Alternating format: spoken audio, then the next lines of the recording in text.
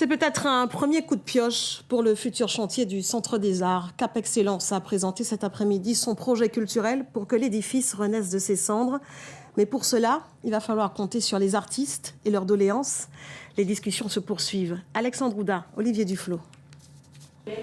Salle de répétition, studio d'enregistrement, restaurant ou encore grand hall d'exposition. Le nouveau Centre des Arts et de la Culture présenté par Cap Excellence cet après-midi commence à se dessiner. Un futur édifice dont les projets de reprogrammation et de financement ont été validés le 8 juillet dernier, avec l'ambition de reprendre les travaux suspendus depuis 2 ans maintenant. L'idée, c'est de redémarrer les travaux dès 2023, premier trimestre 2023, comme je l'ai précisé.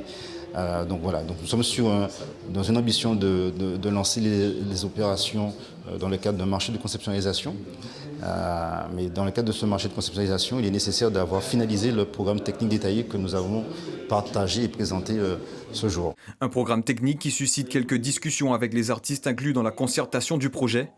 Des artistes qui apprécient la main tendue par la collectivité ces dernières semaines, après plus d'1 année d'ignorance selon eux. Le projet qui au départ était un projet pharaonique qui visait une certaine ambition d'excellence est revenu à quelque chose qui permettra aux artistes de Guadeloupe de pouvoir utiliser cet outil-là, parce qu'on l'a bien vu pendant cette année où on est rentré dans le Centre des Arts, qu'il y a un manque d'espace où on peut travailler, d'espace où on peut se rencontrer, de lieux de création artistique, et je crois que cette volonté-là a été reprise, en tout cas entendue par la collectivité. Une collectivité qui affirme discuter avec les artistes qui occupent ou non le Centre des Arts, et dont les demandes sont nombreuses, comme la création d'un centre de ressources au sein du prochain édifice. Tout le monde voudrait tout mettre dans le Centre des Arts, mais c'est un édifice qui ne peut pas accueillir toutes les disciplines. Nous avons déjà, bien entendu, le théâtre, la danse, la musique, les arts visuels, mais on ne peut pas tout mettre.